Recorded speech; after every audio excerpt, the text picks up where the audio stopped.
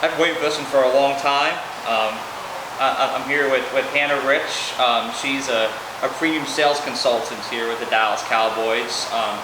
Hannah's essentially the reason why I have my job here at the Cowboys. We'll get into that during the interview, but thanks for joining me here. Absolutely. Thank you so much for having me. I'm honored to be doing this. This is awesome. Only my second podcast, so I'm really excited. What was the first one? Who beat me to it? It was Front Office U. Remember the guys that we met on that call? SoFi guys? Yes. Yes. Yep. They asked me. I did the Legends Global Sales Training Camp, and I was their leader. And he was like, "Do you mind if I interview you for the podcast?" And I was like, "Absolutely." So that was about 2 years ago, I think. But the good news is I'll probably have a little bit of different answers now than I did then. So.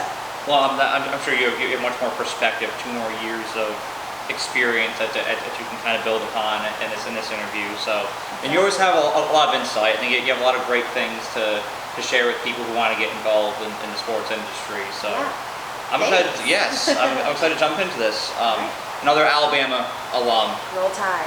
Roll Tide. Alabama just pumps success stories out. That's why I was happy to help Brian, right? Just another Bama grad. Absolutely. Bama helps Bama. That's what exactly. it is. We stick together. That's right. Roll Tide. Roll Tide. So speaking of Alabama, what was your experience like there, and how did it help you get here to first the Legends office downstairs, and then Cowboys premium sales? Yeah. Experience at Alabama was amazing, as I'm sure you all can imagine. Obviously a huge football school, so really fun to go to school there. Made me fall in love with football even more. And then on top of that was a part of the sales program at Alabama. It was one of the first, I think if not the first sales program at a university, so got a lot of experience there, just doing like mock interviews and mock sales calls with different companies that were partnered with the university. So got a ton of experience with them and was able to talk to a lot of different companies, even like Saints, Pelicans, which was pretty cool because I got to dip my foot in the water with the sports industry a little bit, but didn't really know I wanted to officially be in sports until a conversation with my mentor senior year. And so basically how that went, I had an internship with a tech company summer after my junior year, and that was great. I did well. I learned a lot. They pushed me pretty hard. It made good money, so it was well worth it. But I just thought to myself, I don't see myself being in this industry because I'm not super passionate about it. I found myself like on calls. I was getting, things were working out sales-wise, but I still had no idea what I was talking about because I was, talking to CEOs about these huge products, and I was like, okay, this isn't for me. So wanted to find something that I was more passionate about, and this is definitely it. Yeah. So here I am. So what was the moment that you I kind of break that down? Yeah. What was the moment when you realized like wow, sports was for me? Because I had my moments. Yeah. And I want to hear what yours was like. Yeah, absolutely. So Jason McGinnis, he's one of my mentors. He's actually my cousin now. He's married to my cousin, so I call him my cousin. But he used to work for the Cowboys 2011, 2012 on the ticket sales team. So he knew Doug and Sean Penix very well. And so he kind of had a conversation with me because I was like, do I accept this job that I was offered by this tech company? They offered it to me after my internship, coming right out of COVID. So I was like, I feel like I should take this. I might not get anything else, but it didn't feel right. Something about it just did not feel right. And I almost felt like obligated to take it because they offered it to me. But he was like, that's not the route you should go. I think you should wait until it feels right and have a couple different conversations. So I declined that role. He connected me with Sean. Sean was actually in his wedding, which is pretty cool. And it kind of went from there. I started having conversations with Sean Penix and Brian Capoletti, who was my manager on the group sales team. Sean was the director at the time, and we just kind of opened that door, started having conversations probably January of 21, so the year that I was supposed to graduate. Obviously was a little nervous because I didn't have anything solid yet, but had amazing conversations with them. I could tell that they really cared about making sure that it was a good fit for me and not just a good fit for them, and so that's how I immediately knew it was just a good place to work.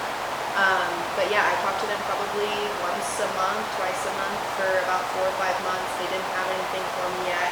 I went through Legends Global Sales Training Camp as a trainee that year, and then by the end of that, they were able to offer me a role on the group sales team. So that's kind of how it all got started, but it all goes back to mentorship and leaning on your mentors, asking the right questions, having those conversations, and when you do that, you open doors that you didn't even know were there. So that's kind of why I'm here.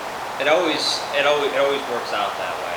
Like the more you dig in, the more you kind of cast a wide net, more opportunities you're going to create for yourself, and the more directions you can possibly go in. Exactly.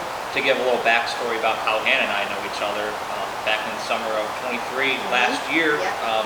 I connected with you on LinkedIn, Yeah.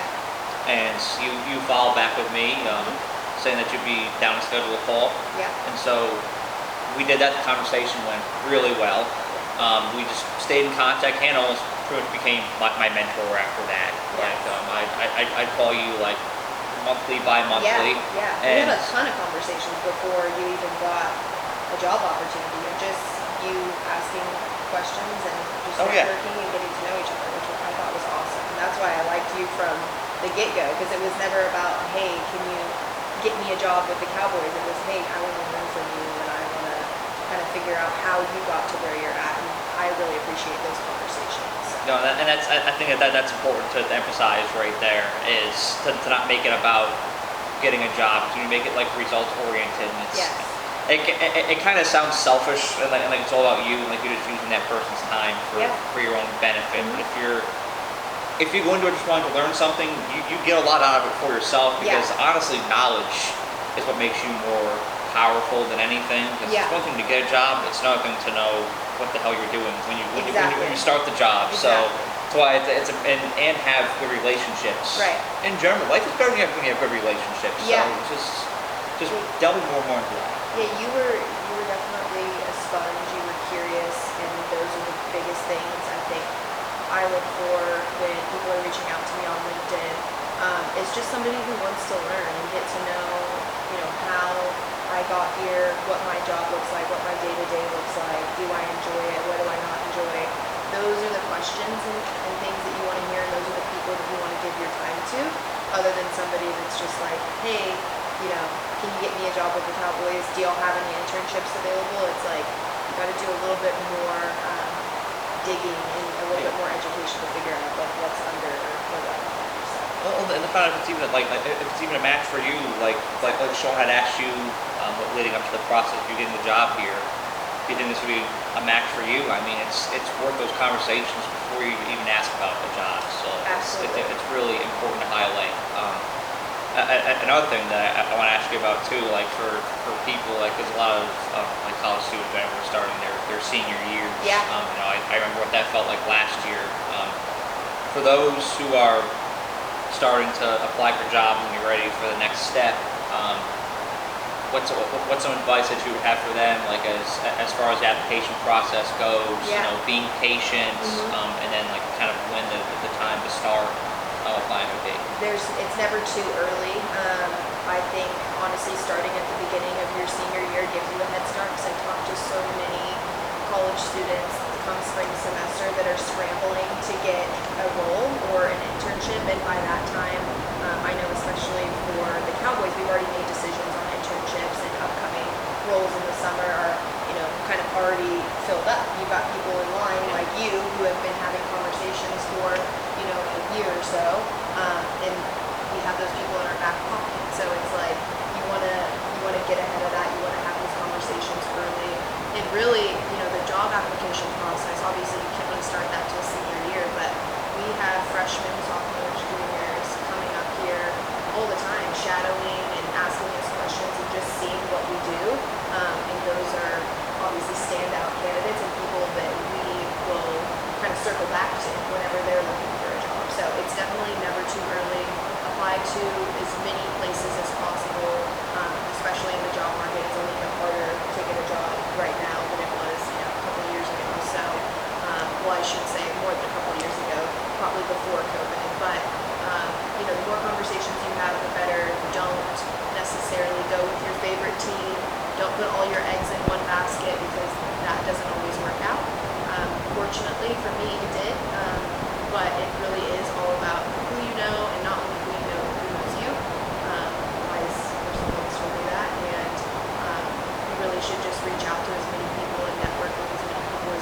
And not only that, but like, don't just reach out to somebody just to connect with somebody.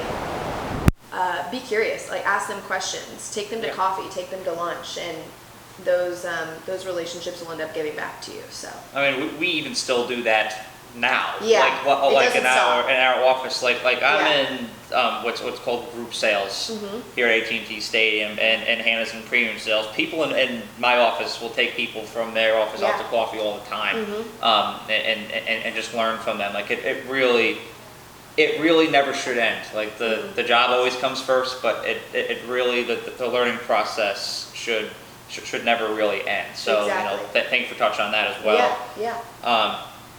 So how important is location when it comes to your job, where you want to work? Because that's something that factors into that a lot. Yeah, I think if you would have asked me 2 years ago, I'd have a different answer. One of the biggest pieces of advice I've been given as being a part of the sports industry is just being open to movement, especially with the Cowboys. Like, this is a place where a lot of people want to be, and it's not the easiest place to get a job, and it's not the easiest place to get a promotion, because there's amazing people that work here, and when people are here, they don't want to leave, right? So you have to be open to other opportunities, or you have to be patient, which is a really, really big thing that Doug Dawson, who is our CRO, that he harped on to me, and he still does, just being patient and waiting. And if you work hard, the right opportunities do come to you. So that's a really big thing. Yeah, that is. I mean, just like being willing, being opportunistic. You know, kind of being the best that you can at like where your feet are, where you're working at the moment. Like like if you do that and you're process oriented where you are, it'll carry you to opportunities down the road, because a lot, like you were saying a few minutes ago, there's a lot of places that have deep pipelines, especially a place like this where a lot of people want to be, you know, and they already have decided who they're going to have filled into one position. So it's you know, it's worth it to have an open mind in that regard. Like, coming from my standpoint, I want to stay in the South. Like, I don't really want to move around too much. I'm definitely the same way. You know, I think when I first started in groups, I was like, I'll go anywhere, right? And that is a good mentality to have, because like I said, there's not always going to be an opportunity in the place that you exactly want, but if you're open and willing to move, you're going to get promoted, and you're going to find opportunities and kind of climb up that ladder a lot faster. It's just a matter of what's important to you and what you prioritize. That's changed a little bit for me. I'm engaged to be married. I'm planning a wedding, and so I think right now I'm kind of rooted here in Texas. And to be completely honest with you, even if I did leave, I know I would end up back in Texas no matter what, because I love the South. I love being here. I was born and raised here. But that being said, I worked on the group sales team with a ton of people who went to Buffalo. I know people who left this project to go to, or not this project, but left this organization to go to other projects, like SoFi Stadium, like Allegiant Stadium, and there's many more that are upcoming. So just being, you know, open to those opportunities, you're gonna learn, you're gonna grow a lot faster, and it's just more experience, you know, kind of outside of your comfort zone, which is really nice. I mean, it's a whole other group of people. Like I met a bunch of people that I didn't know. There's a few people in group sales I knew before going into the role, but others that I met and had built great relationships with. So it's kind of just starting over and doing that again. You know, it's a great opportunity to grow yourself more, expand your circle, which is all it's all good things. Even beyond networking, just building really meaningful relationships. So smaller industry than people think. Like, there's so many connections. Like, even we're connected with the whole SoFi team, and we're talking to people in Buffalo, and it's like, because there is so much movement and opportunity, you're going to end up knowing people within 3 to 4 years in this industry that are all over the country. And then, you know, if there ever comes a time where you have to move, or you have to do this or that, you know people in those areas. So that's a really nice part of that, is I kind of feel like I have connections everywhere.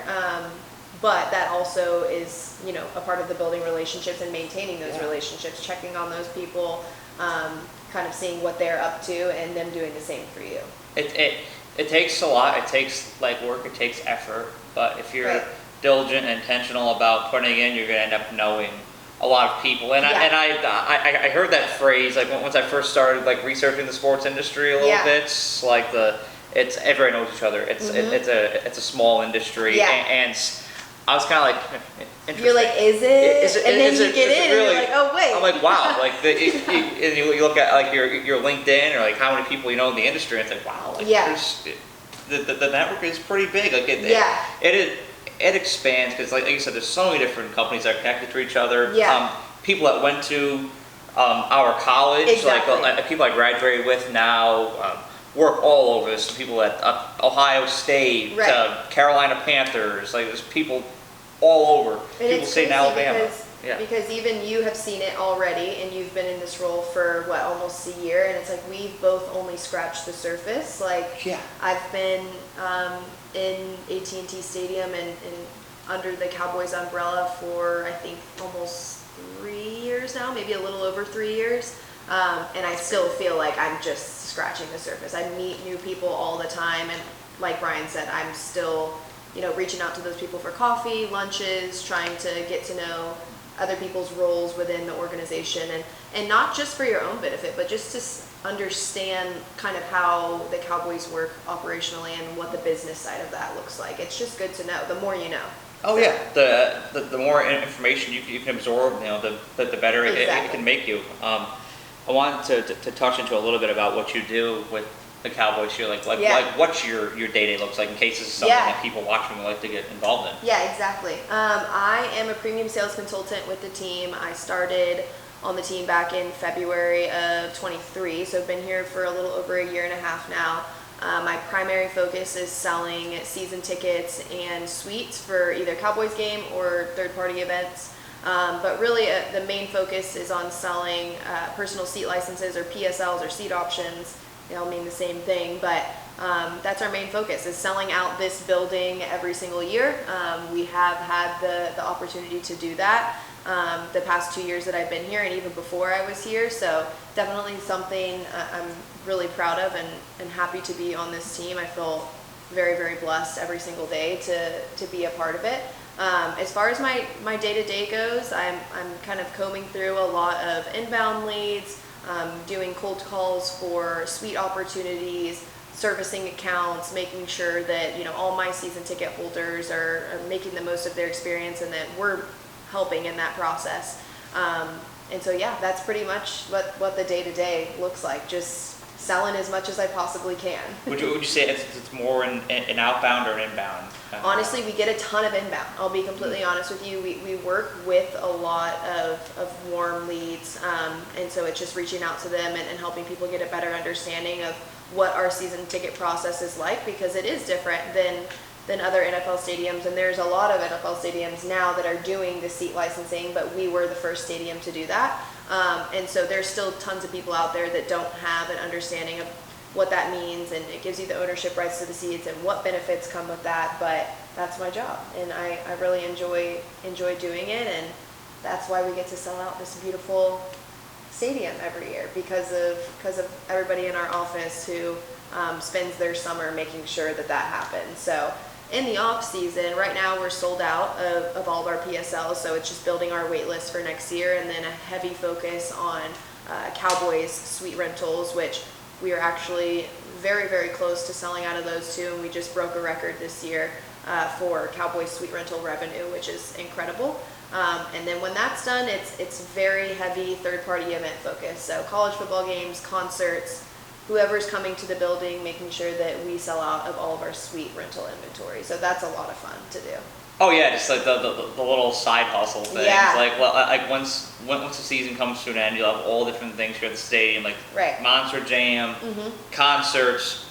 Spring is big concert season here at the stadium. I think last year you had Kenny Chesney. I missed Kenny Chesney by a day. So good. You went? Yeah, Kenny was great. It's just awesome to be in the building and to know that you were, a part of either selling tickets or selling suites for that and making people's dreams really come true. Like, I talk to people all the time that are diehard Cowboys fans. They've been, fans since the 60s, and they're wanting to get their foot in the door and have tickets to every single game. So that is like the joy in it, is talking to those people. And I love hearing, you know, the stuff that they tell me on the phone, even in those initial calls, like the stories they have to tell, and you know, the people that they've met and the experiences that they have are one of like my favorite parts of the job, is just hearing all of those things. So just hearing like how happy some people are over the phone, like that, I even get that at my level right now, and that's and that's like really gratifying. Yes. Like, wow, you can help package this experience together for them. Exactly. For some people, it's a need. And some people need it for business. They want to entertain clients. They want to entertain employees. So whatever that may look like, but there's a lot of people, I would say, I don't want to give a percentage because I don't want to be wrong on that, but there is a ton of people in here who just genuinely love the Cowboys and buy tickets for their family, for their friends, and they get to, you know, spend every Sunday out here. So it's a joy to see that. And even though, you know, the outcome of the game this weekend wasn't what we wanted, it's still a success in our eyes, especially on the business side of it, because operationally things went so well. There were so many new things. We just finished the stadium refresh on the south side, so completely renovated one half of the stadium, and just to be able to get that done after the playoffs and before the start of the season, which I had no hand in the construction or any of the fun side of that, but just seeing that we were able to get that done and then seeing our fans' response to it, that's a success in my eyes. So it looks so much better, like the one half of the stadium. Like there's a clear difference. Like right by our office, like there's the new flooring. And it's very white. Like if you're in there, like the lighting is crazy. Yes, it's very modernized compared to when the stadium opened in 2009. It was a little bit darker and like woody, and now it's like bright and white and modern. So it's a really cool transition. It feels very 2024 compared to 2009. Like it did look very 2009. It did. Before that, which I still love that look, but it looks incredible. You know, now. It makes you feel like I'm 9 again, which is great. Like it's kind of like nostalgia. Like, this is what it looked like when I was younger. But you know, that's just a personal thing. You got to adapt to the times. Yeah. Personally, it would have been cool to keep it that way, but I'm an old soul, so you know. I love that about you. That's one of my favorite things about you. I appreciate that. I appreciate that. You gotta respect the classics. Yes, I love it.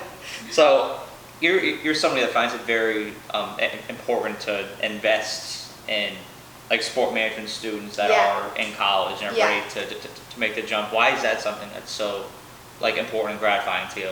Yeah, I mean, I just enjoy it. Like I enjoy having conversations and trying to help educate and just help people learn about the industry. I was in y'all's shoes 3 years ago, and there were so many people that helped me that I feel like I have a job and a duty to return that favor. And so it's just something I enjoy. I feel like I've always kind of had like those leadership qualities, and you know, I want to manage my own team one day, and so what better way to prepare myself than to, you know, be having conversations with people like you and helping you guys get to the right place, not only proving that, you know, it's something that makes sense for me, but it's a joy being able to see people like you who started from square one with a LinkedIn message, and now here you are interviewing me for your podcast, and you've been on the group sales team for a year. Like that is really, really cool to see. Like it's very rewarding. It's a rewarding feeling. And so many people did that for me. Jason did that for me. Chad Estes was a huge, you know, factor in that, and he kind of has that mentality, and he is so successful that I was like, that is exactly what I need to be doing. And everybody here does that. Like we all genuinely care about each other. We invest in each other. We want each other to be successful, even in, you know, a sales environment. I think, you know, in other industries or other organizations, sales can be a hostile environment, and we pride ourselves on that just not being the case here. We have a really, really good culture. We all genuinely care about each other. We're like family.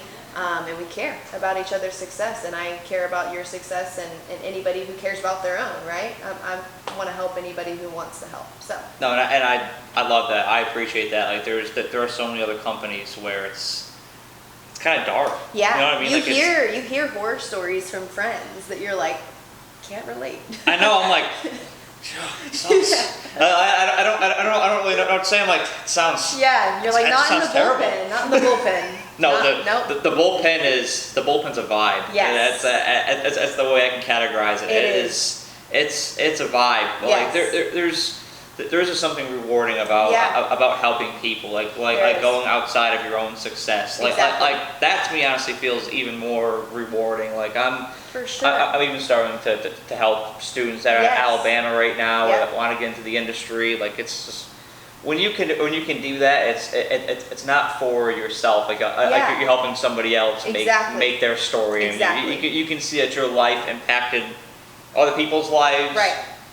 You know, I think that's really more valuable than anything. 100%. Yeah, I really, really enjoy it. I don't think I'll ever stop.